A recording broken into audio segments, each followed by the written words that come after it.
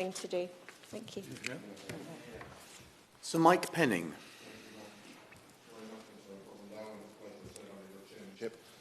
Groundhog Day. Here we come again. This is almost the identical debate that we've had before.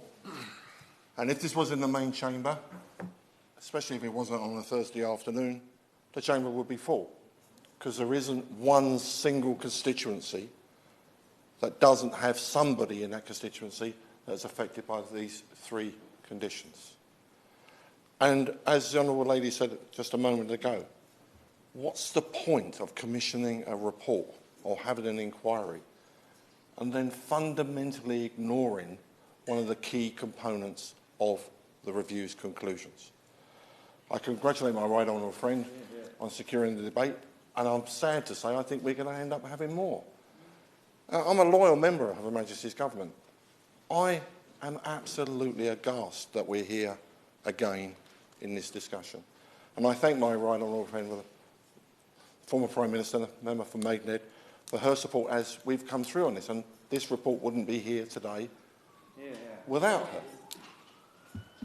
And I congratulate the Baroness. I, along with Marie Lyons, has run a fantastic campaign around the Primodos campaign, was very worried with some of the experts that the Baroness had around her. And we questioned her on those points to make sure that it was truly independent. And at the start, we were very sceptical. The all-parliamentary group was very sceptical, because we've been let down fundamentally by the expert working group. What an oxymoron that is.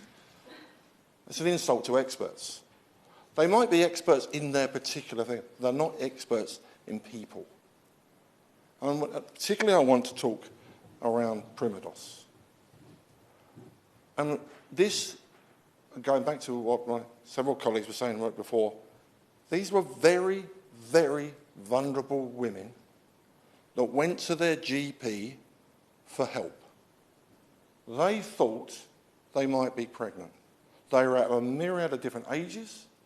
They were at a myriad of different parts of the country, and certainly from different economic aspects. It touched everybody. They went to the GP and said, I think I might be pregnant.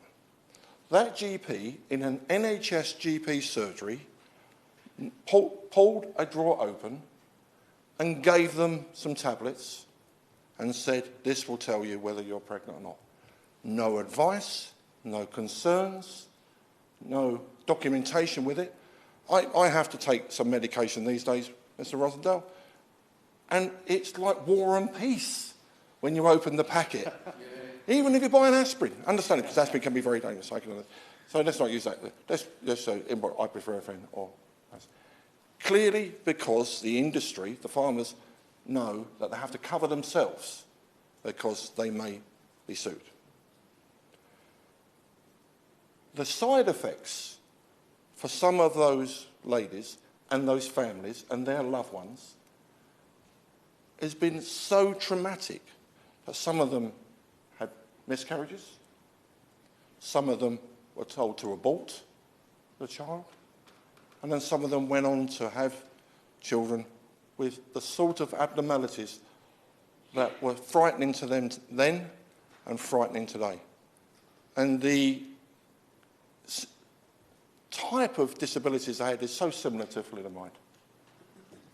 And you would have thought, as we've heard already, that we'd have learnt the lesson of thalidomide. Tainted blood, as like my honourable friend alluded to earlier on. But no, we haven't learned those lessons. They are alive today. Many of them have passed away. What is the department waiting for? Like they were with thalidomide, for these people to die early? That's why the fund ran out, because they thought there was enough money in the fund for thalidomide. Hey, these people lived because they've got character and they survived, and we've had to top up the fund. These people have lived with unbelievable conditions. And we, in Parliament, and as a government, surely are here for them. That's why when the initial report from this expert working group was produced, many of us in the chamber, many of us, said it was a complete whitewash. And it was a complete whitewash. The All Parliamentary Group had some evidence sessions with members of that group. And I asked them, who gave you authority to change the ministerial guidance as to what your report would look like? Oh, well, we just thought we'd change it. And this was all about an evidential base, because it was easier for them to come to conclusions that they wanted to come to. So we said it was a whitewash, and the government did the right thing. They got the Barons Cumberlege to look at the 3 areas we're here. And I apologise to the other groups, because I completely agree with everything. And I have constituents in the same situation that we've been alluded to already. But to say to these people, here's the report by the Baroness, the government accepts something. Well, what's the point? I had the honour of being the police minister when the Right Honourable Lady for Maidenhead was the Home Office Minister. And the Hillsborough inquiry report was difficult. Governments of all colours previously had rowed away from it because they were generally probably frightened about the conclusions, and the conclusions were frightening. But we did the right thing, and we honoured the report. Absolutely what should have happened here in this report, Mr. Rosendale.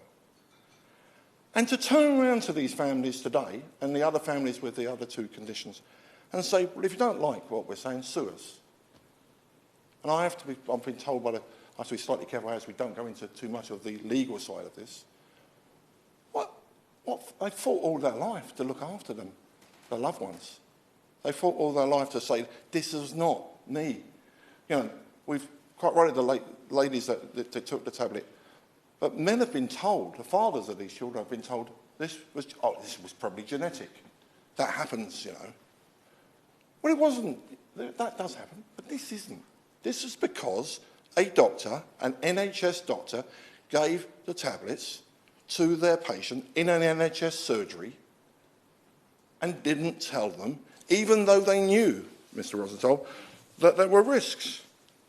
Back in 1967, Primodos was removed because of the risks, and yet it was still available in 1978.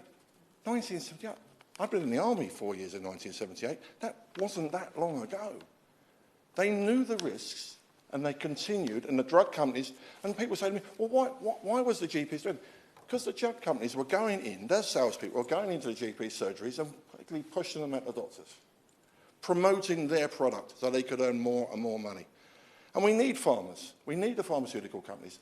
Many of the medicines we have today would never have been developed. Of course they wouldn't have been developed without the pharmaceutical companies. But when they get it wrong, we have to hold them to account. And they've got it wrong, and the Department of Health have got it wrong, and thus the government. The governments, no matter what colour they are, I don't care what colour they are, they've got it wrong. And we touched on earlier on, why do we fight this? I mean, I've had the honour of serving, I think, in 6 or 7 departments. I lose track sometimes. 3 at one time, I think. And the amount of times I've been told by my officials, you need to fight this. We're going to challenge this. Lots of times at the Home Office. My friend nodding away there. But particularly at DWP, where I was the Disabilities Minister, and I was asking the question, why aren't we settling with these people? We've made a mistake. Well, the Treasury Council thinks that we might have a case there. Well, what percentage have we got? Well, about 30% chance.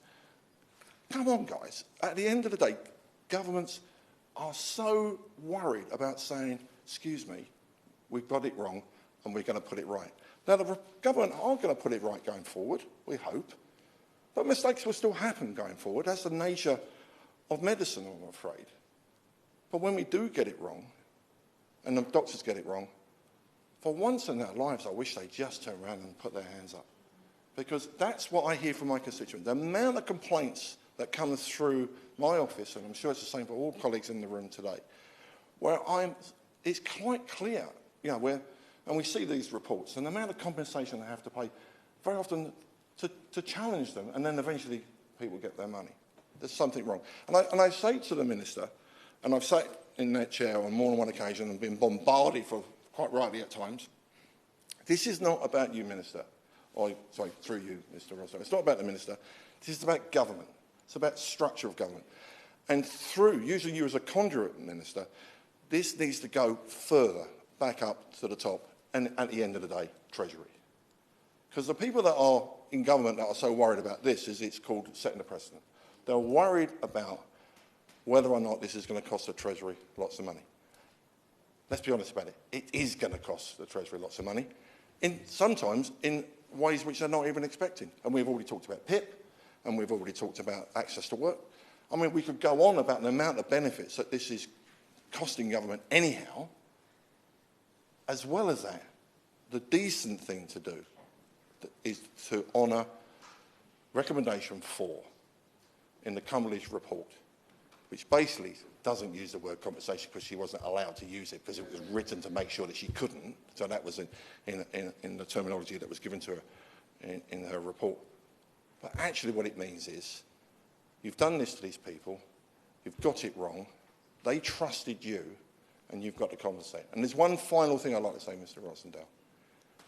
The NHS is a wonderful, wonderful organisation. Around the world, people look at our NHS and say, we wish we had that. We wish we could do that. This is damaging to the NHS. This, tainted blood, thalidomide, and we could go on about other things. This is a danger. Now, we've addressed, quite rightly, some of the others around tainted blood and thalidomide, and thank goodness, and they're campaigning for the thalidomide action groups are absolutely phenomenal. This needs to be resolved before it damages the NHS even more. Because colleagues will retire, colleagues will leave. Some of these people, particularly around Primodos, will pass away.